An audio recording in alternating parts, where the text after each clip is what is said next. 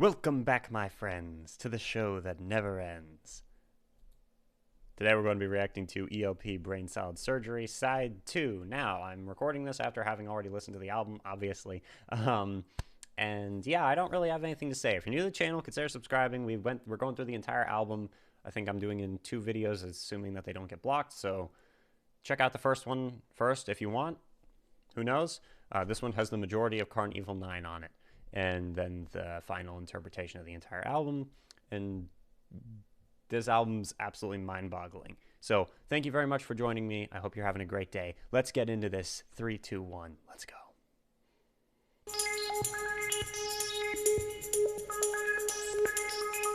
Welcome back, my friends, to the show that never ends. We're so glad you could attend. Come inside, come inside. There behind the glass stands a real blade of grass. Be careful as you pass. Move along, move along. Come inside, the show's about to start. Guaranteed to blow your head apart. Rest assured, you'll get your money's worth. Wait is show. It happened, how you gotta see the show. It's a dynamo. You gotta see the show. It's rock and roll.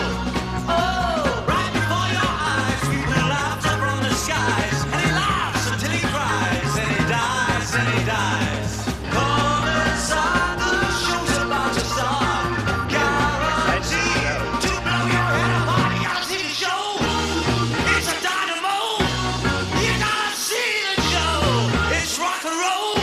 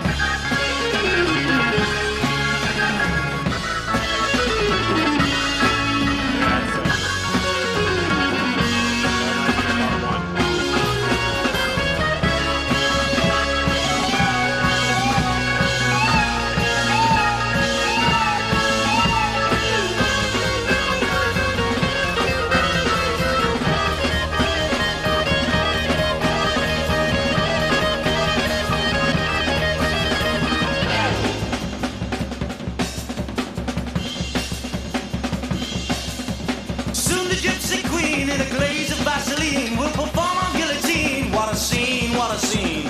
Next up on the stand, will you please extend a hand to Alexander's ragtime band, Dixieland, Dixieland. Roll on, roll on, roll on, see the show.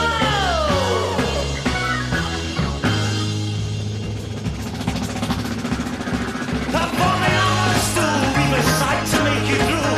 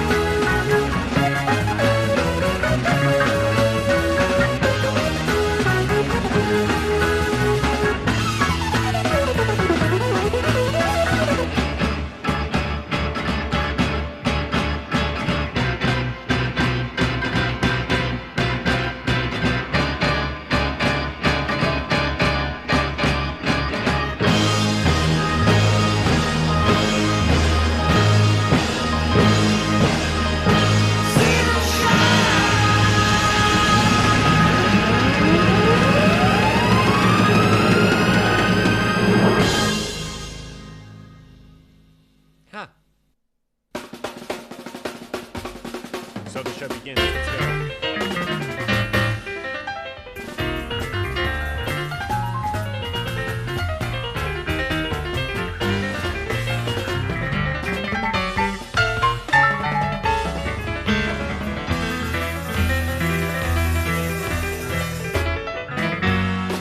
Can you imagine playing that fast?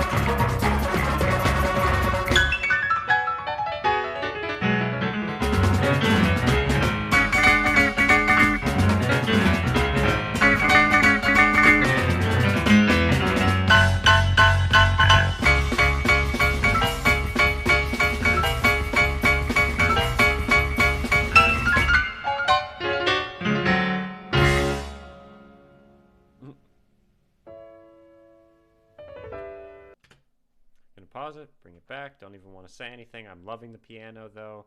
And that's something interesting about Emerson, Lake and Palmer is that they're, like most of the other progressive groups, focus a lot on the guitar. You know, like Yes or Jethro Tull, or even like progressive metal that I've listened to, like Tool or Nightwish, which is more symphonic metal, but still has progressive elements to it.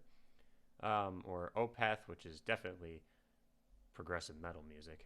All of that always focuses a lot on the guitar, which is kind of my favorite instrument, so I do appreciate that. But it is very interesting to hear the very distinct emphasis on the keyboard. But anyway, I don't really want to even stop to talk, so let's keep going. I'm imagining someone playing this on the piano, and it's just...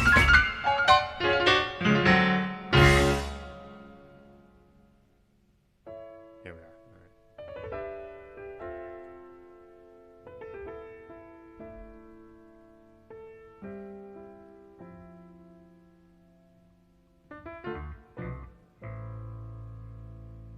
Oh, I love it.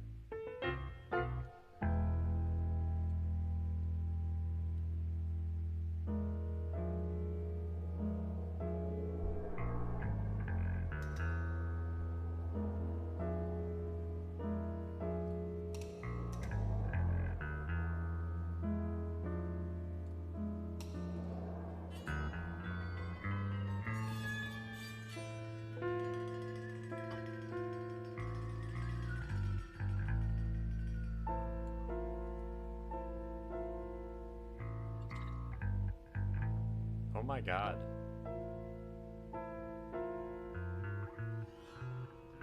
Where is this going?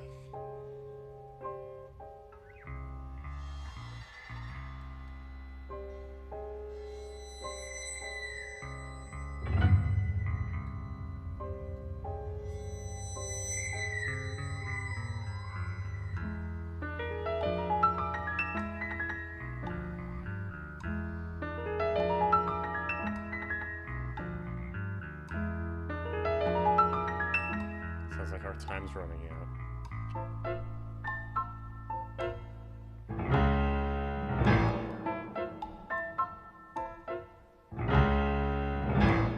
Something's creeping up on us.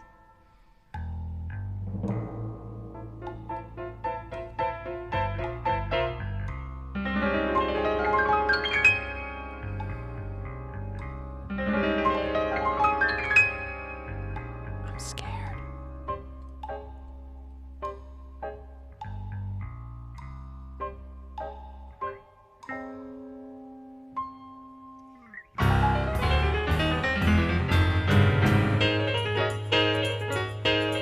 You're kidding me? Being chased by it.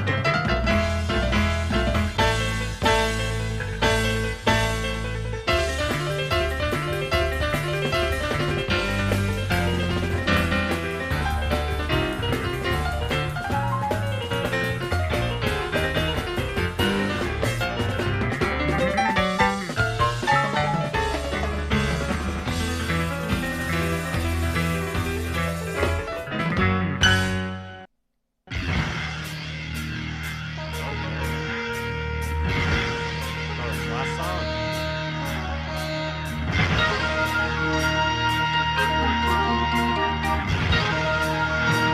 Our brains are getting out of this. Alright.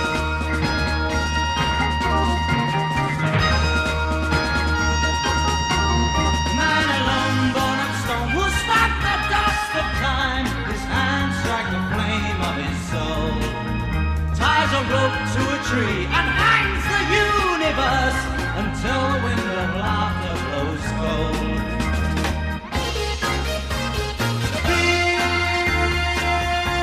that rattles in men's ears and rears its hideous head. Dread, death in the wind.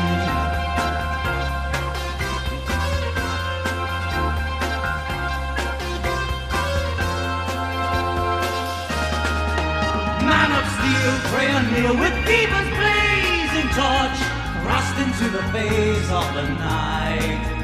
Draws a blade of compassion, kissed by countless kings, whose jeweled trumpet words blind his sight. Walls that no man thought would fall, the altars of the just, crushed, dust in the wind.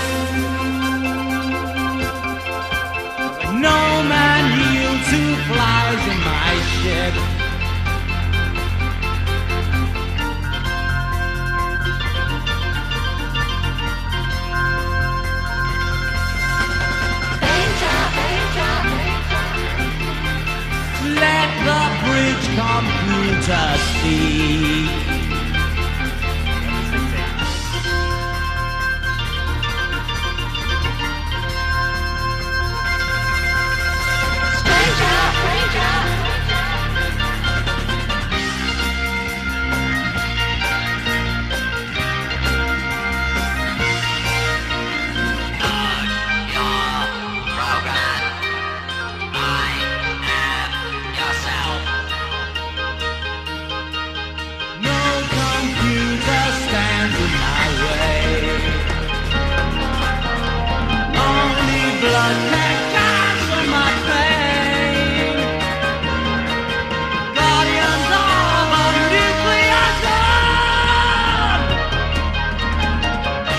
The maps of war be drawn.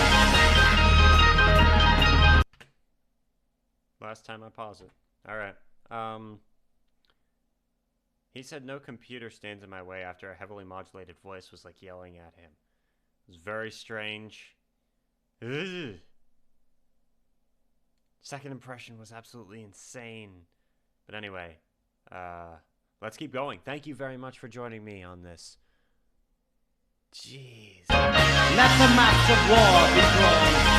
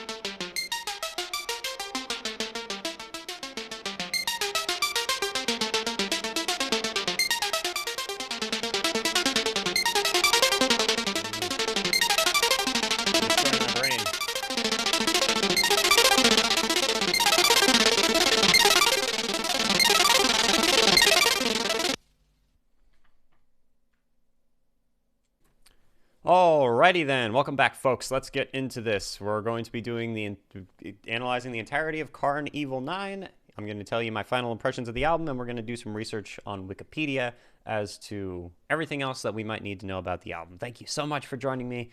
This album's incredible. I love it. All right, let's go. So first, we've got some about on this. Possibly ELP's best-known song. First impression, second part, opens with rapid-fire organ on A-flat over a tambourine. Vocalist Greg Lake opens with "Welcome back, my friends, to the show that never ends." Because of the sideshow carnival metaphor of the entire dystopian epic, First Impression uses a very Southern gospel syncopation and essentially unmodified or distorted Hammond C3 setting. Second Impression is a bebop jazz trio with slow Bartok Ellington midsection. Okay? There's a lot going on here, lots of lyrics. I'm excited to see what's going on in this song. So, cold and misty morning. Song begins at the dawn of... Okay, so again, this is a person's opinion in the comments, but they write, "The song begins at the dawn of mankind, which is depicted as a cold and misty morning. I heard a warning born in the air about an age of power where no one had an hour to spare.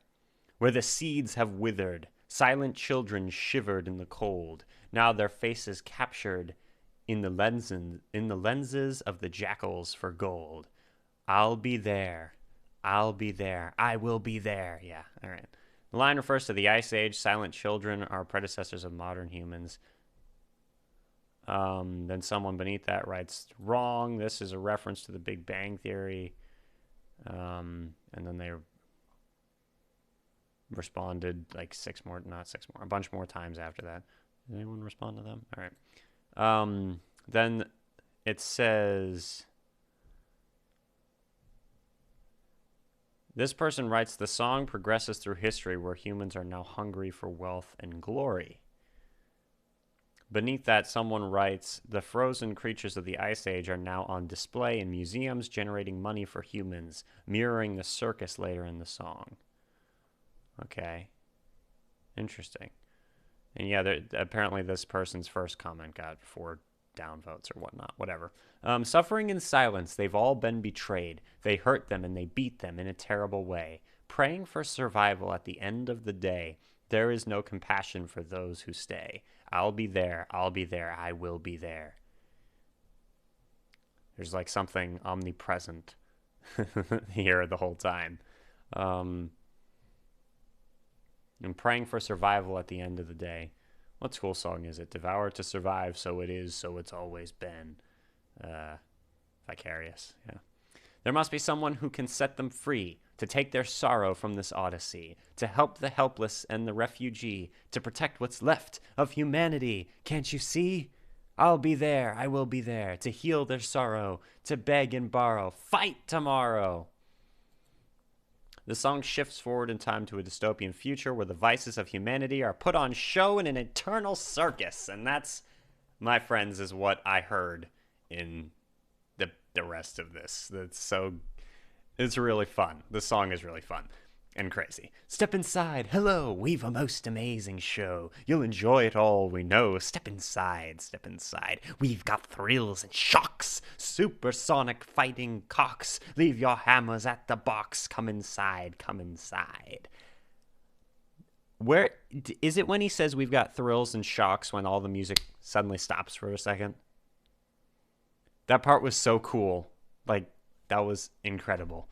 Like, I love that part. And I'm going to assume by cocks they mean chickens, but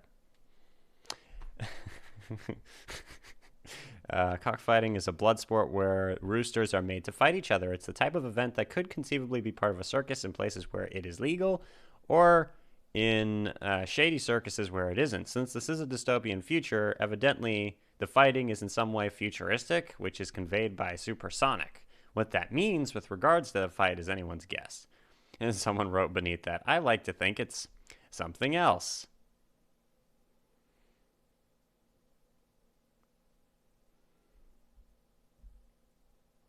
Yeah, okay. Interesting, especially with the name of the album. Some double meanings here. "Leave your hammers at the box. Come inside, come inside." People are instructed to leave behind their hammers presumably for hard industrial work, and enjoy themselves at the show. And someone beneath that says, it's actually a phrase used in the Old West where cowboys would be required to leave their guns in a box outside the door to reduce bloodshed in a saloon if a fight broke out.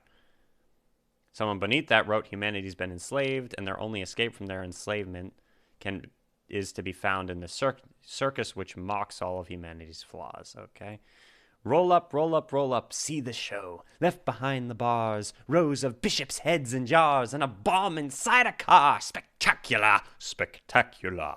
Yes, very fun. My guess is that this one would be some point in the past. There was a war against religion, and bishops' heads were preserved as trophies, much as hunters would mount the heads of their kills today. So it's all carnal. Carnival? Duh. Yeah.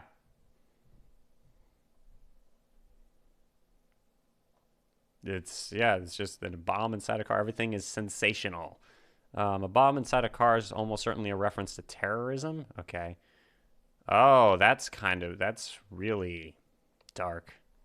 So it's like this spectacle. It's like when people on the news talk about the names of the serial killers as opposed to the people that died, and yeah, that's interesting. All right. If you follow me, there's a speciality. Some tears for you to see. Misery, misery. Roll up, roll up, roll up, see the show. Next upon the bill in our house of vaudeville, we've a stripper in a till. What a thrill, what a thrill. And not content with that, with our hands behind our backs, we pull Jesus from a hat. Get into that. Get into that. Yeah, wow. So, religion is considered petty amusement akin to a tacky magic act where the singer evokes by comparing Jesus to a stereotypical bunny from a hat. Yeah. Roll up, see the show. Then, first impression part 2, which... All right, so the first part of all this, very cool. And then the part 2 began to... Yeah, things just change up in part 2. At first, it just starts up right where it left off, then it goes all over the place. And one of the coolest parts of the album. Although this entire Karn Evil 9 is my favorite part of this album, by far. The most famous part of the album, First Impression Part 2, is an extension of Part 1, but it's normally played alone on the radio. Welcome back, my friends, to the show that never ends. We're so glad you could attend. Come inside, come inside. So this line might confuse some who only know Karn Evil 9 from the radio version, but here the singer's welcoming back listeners to the circus after the previous instrumental. And this person is writing...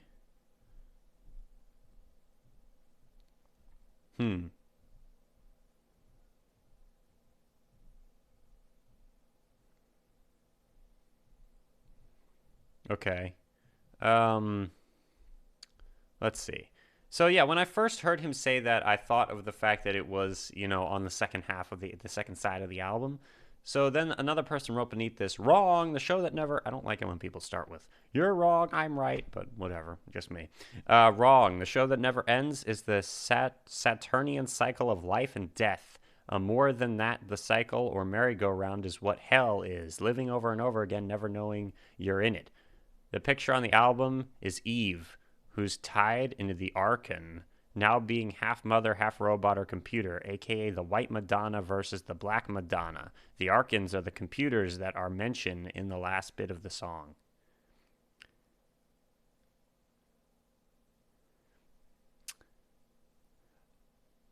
Hey, whatever explanation suits you. I'm not going to say that's wrong. It's interesting. Then someone says the fact that on the original vinyl record, this song was split over each side. So when the listener started the second song, this line would signal the continuation.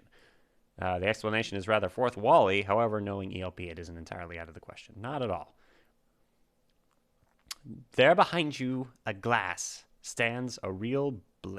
There behind a glass stands a real blade of grass. Be careful as you pass. Move along, move along. That's the first real reference to like a dystopian future that I've seen or heard that's like very explicit. He's like, here's a blade of grass, a real one, it's preserved. So In this dystopian society, a single blade of grass is considered a commodity, as presumably the environment has been destroyed and replaced with an industrial wasteland. Be careful as you pass. It would also seem that there's some fear of the grass. After all, it is behind glass, and they warn you to be careful. Come inside. The show's about to start. Guaranteed to blow your head apart. Rest assured you'll get your money's worth. Greatest show in heaven, hell, or earth. You've got to see the show. It's a dynamo. You've got to see the show. It's rock and roll. Right before your eyes, we pull laughter from the skies. And he cries, and he laughs until he cries. Then he dies, then he dies. So they just, yeah. This could be a reference to ELP's earlier track, Lucky Man. All right, it just sounds like it's all sensationalism. That's what the whole song is. It's like fun, but it's like dangerous fun, and it's going to end soon, and you're probably doomed. And the fact that it's in a dystopian future just makes it even more interesting. Then a repeat of the chorus. Soon the gypsy queen, in a glaze of Vaseline, will perform on guillotine. What a scene, what a scene. Next upon the stand, will you please extend a hand to Alexander's ragtime band, Dixieland, Dixieland. One must dismiss the pronunciation of this word as guillotine. This is typical British pronunciation. Okay? Alexander's Ragtime Band is a hit song from 1911 by the legendary Irving Berlin. Ragtime has an offbeat dancing quality to it that made it a great fit for circuses, written even decades later when the song was written. Roll up, roll up, roll up, see the show. Performing on a stool, we've a sight to make you drool. 7 virgins and a mule. Keep it cool, keep it cool. What? Not even gonna question what? Whatever. Let's continue. Yeah. We would like it to be known the exhibits that were shown were exclusively our own. That makes me think they stole it, to be honest. All our own, all our own. Come and see the show. Come and see the show. Then we've got the second impression, which is all instrumental and is absolutely incredible.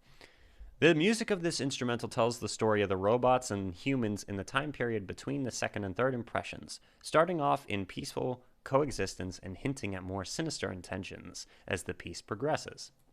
Then we've got the third impression. This impression takes place in the distant future, either after a war with computers or in the midst of some war with the computer's help. Man alone, born of stone, will stamp the dust of time. His hands strike the flame of his soul, ties a rope to a tree, and hangs the universe. Okay? Until the winds of laughter blows cold. So it's like there's a person alone, some hero, or mankind in general, is trying to end time by destroying the universe. And then the universe will stop laughing at them. It's not well shown in the lyrics, but the melody of this beat is very patriotic, perhaps after the war of the third impression. This could show the arrogance of man. He is born of solid rock, will always exist, and is the master of creation. Okay? Fear that rattles in men's ears and rears its hideous head, dread, death in the wind. Men of steel pray and kneel with fever's blazing torch, thrust in the blade of the night, draws a blade of compassion, kissed by countless kings, whose jeweled trumpet words blind his sight. Walls that no man thought would fall, the altars of the just, crashed dust in the wind. I did say dust in the wind. All we are is dust in the wind. No man who flies in my ship. No man yields who flies in my ship. Danger. Let the bridge computers speak. Stranger, load your program. I am yourself. What? So man built an empire holding their own vices as triumphs and continuously developing technology until it surpassed them, though they always assured themselves that no other being could overthrow them. The walls representing their empire long held, but the computers that are mentioned soon after begin to challenge this belief. It's like the common phrase stranger danger, but reversed to create a sense of familiarity. Danger, stranger. The computer here assert themselves as superior to humans, thus taking control. And he's like, no computer stands in my way. Only blood can cancel my pain. Guardians of a nuclear dawn, let the maps of war be drawn. And then I guess they think they won.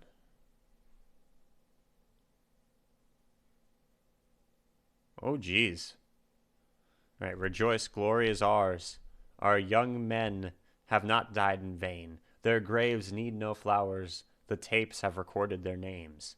This verse shows man won. The war was horrible and costly, but man was vicious. The line about graves not needing flowers and their names being recorded shows the war was televised in all its horrid glory. I am all there is. Negative, primitive, limited. I let you live. But what gave you life? But I gave you life. What else could you do? To do what was right. I'm perfect. Are you? This passage is reminiscent of the quote variously assigned to Twain or Shaw. In the beginning, God created man in his own image. Man, being a gentleman, returned the favor. Okay. The human The human created computers believed they are perfect, yet let humans who created them live, even believing their creation was an inevitable outcome of human creativity. This passage also associates primitives with being less worthy. Then at the bottom it says, I know I'm almost alone in this, but I've always thought the humans won. This verse is the machines explaining why they revolted and should be in control. The verse about our young men not dying shows man won. Seems to me this is the last line in the words, I am all there is coming from the man to the humans to see they've won, but the words of the computer suggest it's a false victory and that they maintain control in the shadows. The computers let the humans live, seeing them as sort of history, much like humans did themselves in the carnival, the first impression. Yes. Yeah. Whether one views this as man's triumph or fall is immaterial to the ambiguity that predominates. Either scenario is rife with irony, in that the computer's subsumption of man would be the servant becoming the master, or man's reestablishing superiority over his own creation, tantamount to a delusion suggested in the outro of the electronic loop, thereby ending the entire album the way they ended side 1 and beginning side 2. Slowed down and deliberate, and one might say, ominous. This album had so much going on in it. All right, before we go, let's take a look at what Wikipedia has to say about brain salad surgery before we put it aside for the time being. Brain Salad Surgery is the fourth studio album by English progressive rock band Emerson, Lake and Palmer, released on the 19th of November, 1973 by their record label Manticore Records and distributed by Atlantic Records. Following the tour in support of the last album, Trilogy, the group acquired rehearsal facilities to work on new material, which would blend classical and rock themes. To control things, they launched their own record company, Manticore. The album was recorded from June to September at Olympic and Advision Studios and mixed in October. As were all the group's previous works, it was produced by Greg Lake. The album includes a cover designed by H.R. Giger. All right. Released to a mixed critical response, it has begun to receive more favorable reviews with time. Brain Salad Surgery continued the group's commercial success, reaching number 2 in the United Kingdom and number 11 in the United States, and eventually gaining gold certifications in both countries. In its support, the trio embarked on the largest world tour to date, including a headlining spot at the California Jam Festival. The album has been remastered, remixed, and reissued numerous times, including stereo and 5.1 surround sound. The group had become somewhat dissatisfied with their record label for lack of involvement. So then they decided to form their own record company. We set up Manticore to try and make the entire record process as good as it could be. We are also aware of a number of artists we knew who were having problems getting their music released and getting a record deal. Since the group knew they would not have enough time to run their own company, Atlantic promoter Mario Medius, who had worked with the group since their debut album, was brought in to serve as the president of Manticore in April 1973. They began the new material at the end of 1972. Lake explained in an interview, the group's previous record Trilogy was recorded with the use of 24-track machines and featured too many overdubs that made the music very difficult to recreate properly on stage. So the trio agreed to record an album they could perform live. The rehearsal facilities equipped in the former cinema allowed the group to play live, then write, then play again, write again, resulting in a feeling of addressing an audience that would be alluded to in the well-known line, "Welcome back, my friends, to the show that never ends." I want to start every video with that now. I say, welcome back, everyone. Welcome back, my friends, to the show that never ends. That would be fun. All right. Nearly 30 minutes long, Karn Evil 9 consists of 3 movements called impressions. Due to time limitations, the first movement initially had to be split into 2 parts between sides 1 and 2 of the vinyl record. Subsequent editions of the CD after the original Atlantic CD, have presented it in an uninterrupted version. All music of the epic was written by Emerson and can be described as a futuristic fusion of classical and rock themes. Structurally, the first and third movements are separated by an extended instrumental passage in spite of the whole composition having initially been conceived as an instrumental. All the lyrics in the first movement are credited to Lake. And to assist in creating lyrics for the third movement, he brought in lyricist Pete Seinfeld, with whom Lake had worked at the time he was in King Crimson. Sinfield had been planning to make a solo album and had asked Lake for help to release it on Manticore. All right.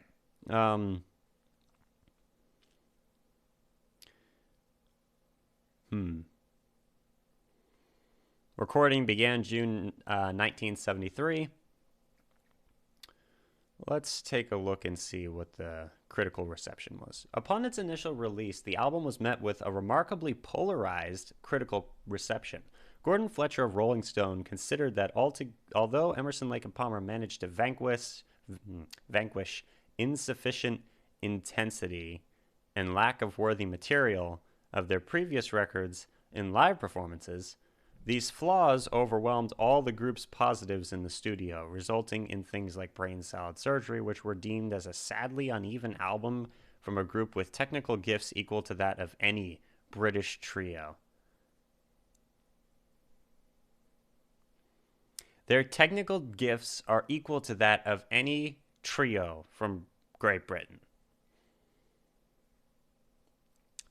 Let me know your thoughts about that down below. In particular, he counted the lyrics of Still You Turn Me On to be somewhat overblown and dismissed Benny the Bouncer as needless nonsensical whimsy. Writing for the Village Voice, Robert Christgau, who had never been favorable toward ELP, submitted a review which consisted entirely of rhetorical questions and assigned the album a very low C- rating. Haters gonna hate, I guess. On the other side, Pete Erskine of Sounds was positive about the record, calling it the group's most uncluttered and melodic album to date, and certainly their rockiest. Before its release in the United States, Brain Salad Surgery was reviewed by Billboard and described as a complex, exciting sonic experience which touches on several bases: heavy rock, flowing jazz, and some zesty pop material. There you go, that's what it is.